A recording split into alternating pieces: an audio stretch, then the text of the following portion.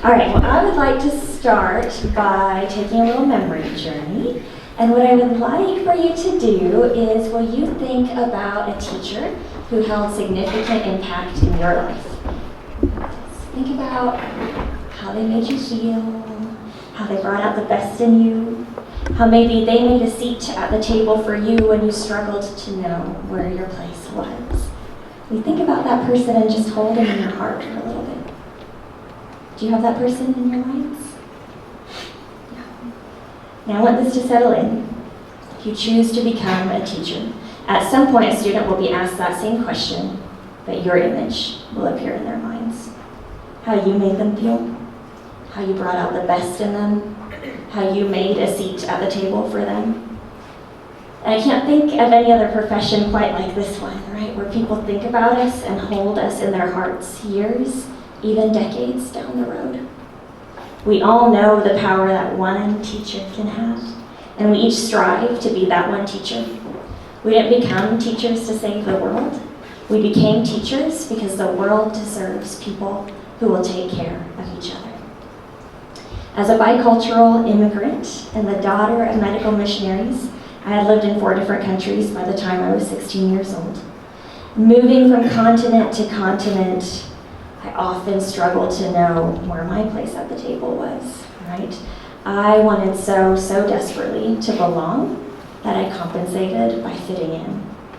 Every time we would move to another country, I would search and search for my seat at the table. But often it felt just a little bit elusive, right? Thankfully, there were educators who worked fiercely on my behalf. When I came to America, knowing only the words thank you, Mrs. Horde scooped me in her arms and whispered, "Rebecka, your diversity makes you beautiful." Her words both affirmed and protected me when others made fun of my last name or laughed at my mispronounced syllables. I remembered Mrs. Horde's words. Because one teacher made a seat for me, I grew to become proud of my heritage. And then in middle school, during a time when the world told us that girls' brains just aren't quite wired right for mathematics, Mrs. West looked me square in the eyes and said, "Rebecka, math is your superpower." Her words empowered me. And so I chose to pursue not 1, but 2 degrees in pure mathematics. History told us girls don't have a place in STEM. Because one teacher made a seat for me, I get to be part of the narrative that said history was wrong. And then came Dr. Turner, who pushed his students to lean into their talents, but also to look for spaces where those talents could help other people. All he asked was, "Rebecka, where is your heart leading you?" His words challenged me. And so I decided to become a teacher. Because one teacher made a seat for me, I found my passion. And so after 3 years of teaching at the college level, I decided to pursue my heart and become a high school teacher. But I didn't pick just any high school. I picked Union High School, a school of 3,100 students in a district where 72% of our students are socioeconomically disadvantaged and where 62 languages are represented. How hard can it be? I thought. The college kids love me. Well, turns out it was hard. I looked up the word difficult in the thesaurus, and none of the 119 synonyms yield an adjective that appropriately describes the shock of that first year of teaching at Union High School, but some do get close. I went from this classroom where students were paying to hear what I had to say, right? And would prefer not to pay to hear me say the same thing next semester, to this classroom where students were like more or less forced to hear what I had to say. And I'll be honest with you, I didn't think I was going to make it. I thought, this is too hard. I thought, I can't get their attention. I thought, if I have to teach how to graph a line one more time. But then, serendipitously, I stumbled upon this community blog called One Good Thing. And it was this group of educators from all over America that committed to writing good things that happen in their classrooms. They lived by this mantra that every day may not be good, but there's one good thing in every day. And something about that quote just hit me viscerally, right? Because it didn't ignore the demands of my job. but it did insist on taking ownership of my day. I hadn't learned yet how to make a seat for the kids who needed the most love. Maybe taking ownership of my day would empower me. And so one day, I pulled up my computer, brought up the blogs platform, wrote one good thing, and hit publish. The next day, I wrote one good thing again and hit publish again. The third day, I did the same, until after a decade of writing good things, on the last day of school last year, was my exactly 1,400th post. And at first, I really didn't see the power that this kind of reflection was having, right? I was in a very reactive state of mind in the beginning. I would pull open the blogs platform, kind of mentally go through my day until I remembered something kind of sort of good, right? But then at some point that I can't quite pinpoint, there was this shift. And instead of reactively thinking about my day, I started to actively notice good things throughout my day. My brain would say, there, right there, that was something good. Or there, that was one good thing. I went from reactive to active, noticing the good. The brain science backs this up. What I was doing was initiating my RAS, my reticular activating system, or my brain's filtering system. When I took time to be intentional about noticing the good, the part of my brain that filtered the good expanded, allowing me to see more good. It's true I did not know how hard it was going to be. It's also true I did not know how good it was going to be. At some point I hit yet another turning point, and instead of actively noticing the good throughout my day, I started to proactively create the good in my day. I wanted to make sure that good was happening. I wanted to be the one good thing every day. I wanted to make sure that every single kid had that seat at the table. I became so committed to making sure that every kid had a seat that I decided to literally pull up a seat for every kid. At the beginning of each school year, I welcome my students to come in, sign up for a time, and just tell me their story. It takes about 10 weeks to sit with over 100 teenagers, one at a time. And those 10 weeks are heavy weeks. But once those 10 weeks are over, there's an atmospheric shift. Everyone's in. Everyone has a seat. We belong to each other. Do you see it?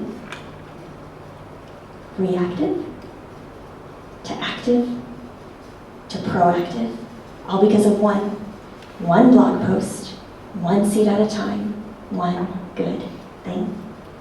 Writing the good was so transformational for me that eventually I brought it to my classroom, and now every Friday my students write something good that happened in their week, taking ownership of their story.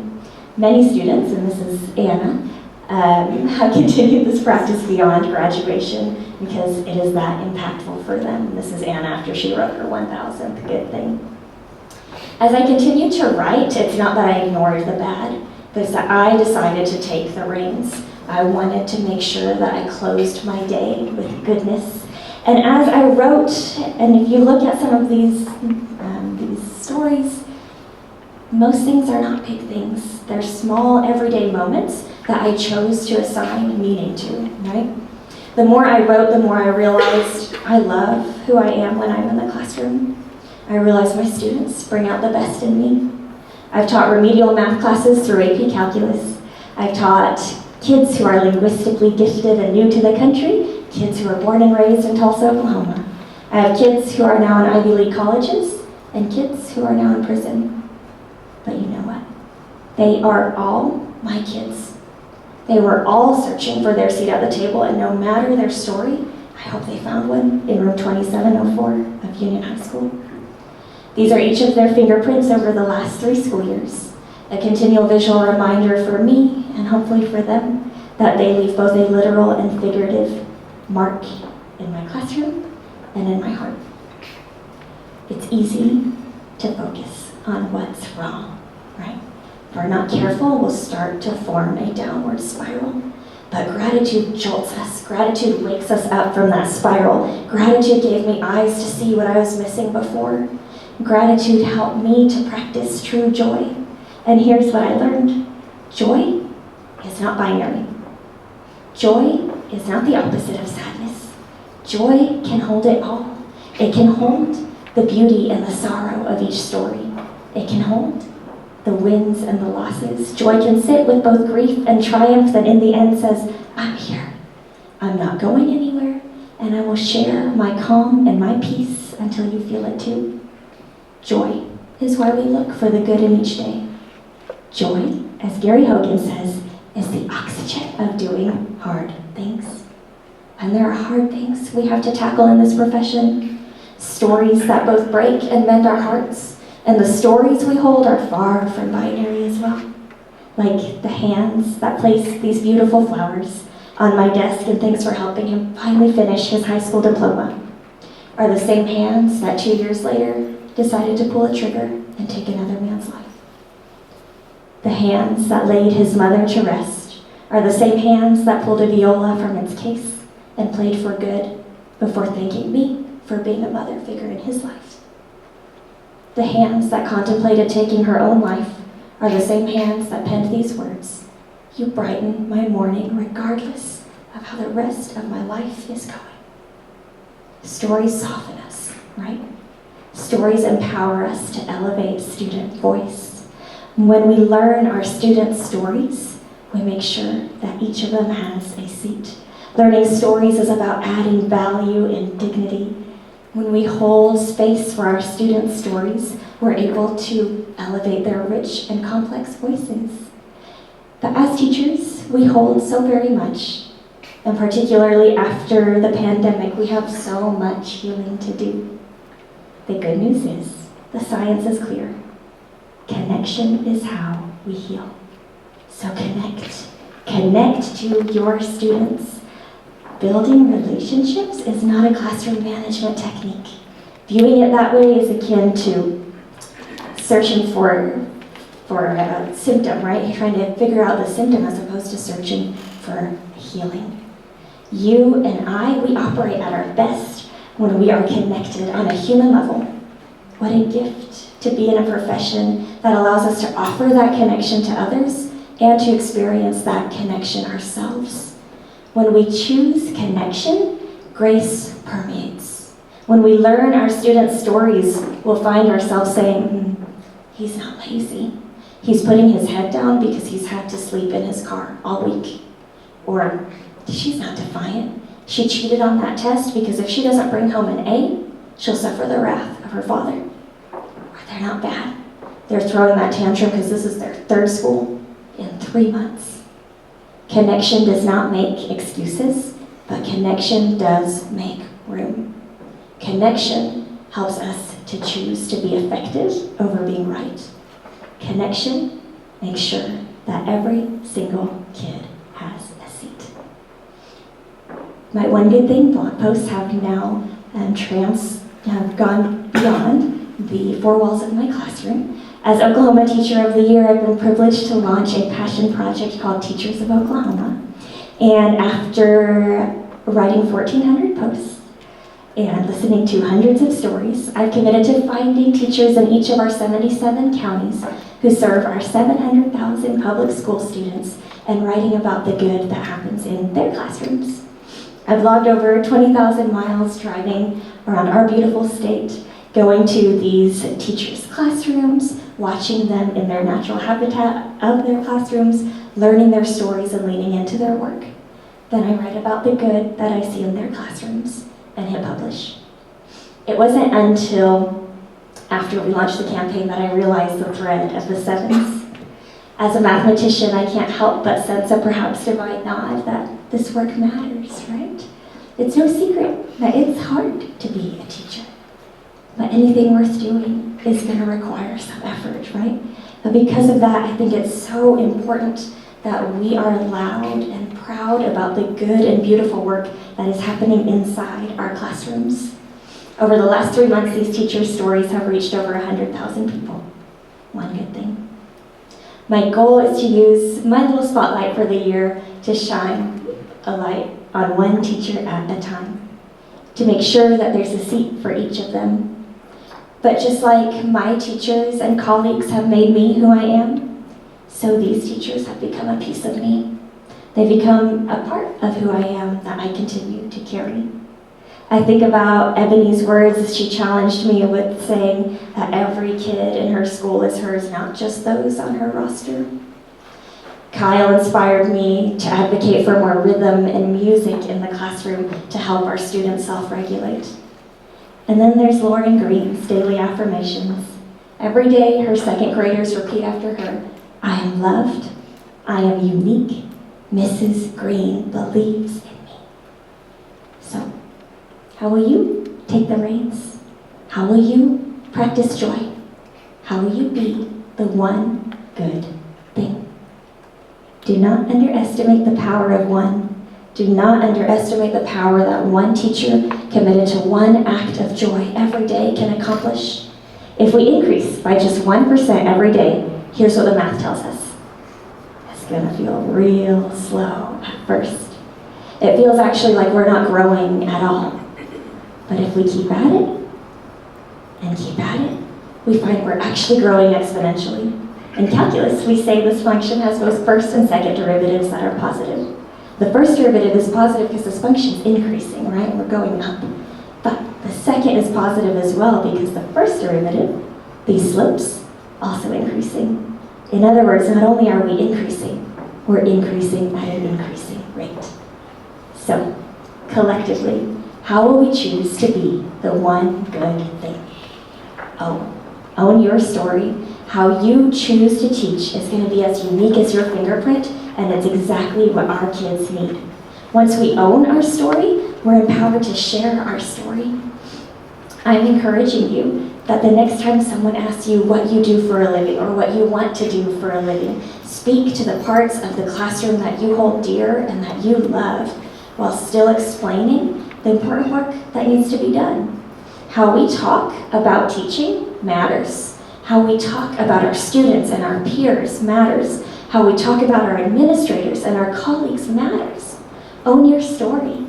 Celebrate this profession. And notice the good. It doesn't have to be a blog, but find a way to document that good that happens throughout your day. And as you become an educator, find at least one other educator to share that with. It can be text or voice memos, picture or video diaries. Find a way to celebrate and document the good because the science is so clear.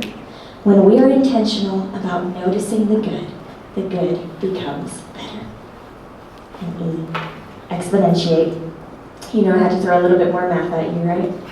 In algebra, to exponentiate a value means to raise it to a power. And we just saw the power an exponential function holds if we work consistently. It's the same power we hold as teachers. The power to turn a bad day into a good one. The power to turn enemies into friends. The power to speak life into a child and believe in her, even when she doesn't quite yet believe in herself. If we commit to making sure that every single kid has a seat, day after day, year after year, the exponential impact we hold will ripple on and on. Know your power. Equity cannot happen without education, and education cannot happen without teachers. You and I, we believe viscerally in the mission of education to dismantle marginalization, eliminate systemic inequities, and end generational poverty. I come from people and places that have experienced each of these. My father was born in Iran, a pariah state where the latest protests reverberate woman, life, freedom. As a teenager, I lived in Tajikistan, a war-torn country where 80% of the population lived below the poverty line.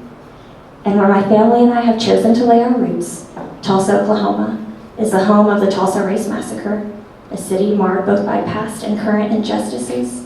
Yet in this very city, where great inequities occur, I serve with a district that chooses to harness its community to meet the needs of every single learner, to ensure that every single kid has a seat.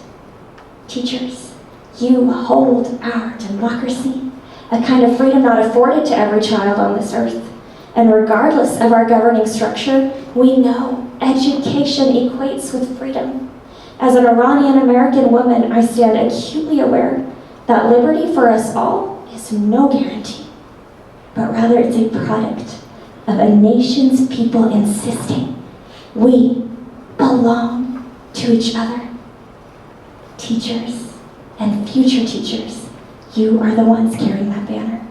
Thank you for carrying our mission that every single child is in, no matter the color of their skin, zip code, or gender, no matter their socioeconomic standing, religious affiliation, or immigration status. Mrs. Hord's sentiments ring resoundingly true. Our diversity makes us beautiful. All are welcome. All have a seat at the table. All voices get equal representation. That's the heartbeat of this country. And we, as educators, protect it. And when we protect the idea that we belong to each other, we hold our students. And if we're lucky, we find they hold us too. At our best, we shine a light on the truest, kindest, most beautiful version of our kids' lives. At their best, they reciprocate and reveal what science taught us long ago. Light can't be captured or contained. It must be reflected. Teachers, the first words I learned in English are still my heart song to you. Thank you. As a child, I learned from you, believed in you, walked alongside you. I still do. It's the honor of my lifetime to walk with you and walk for you, as the words my heart carries are, I slutande, en och en, kanske vi alla bara går hem till varandra. In the end, one by one, maybe we're all just walking each other home. Thank you.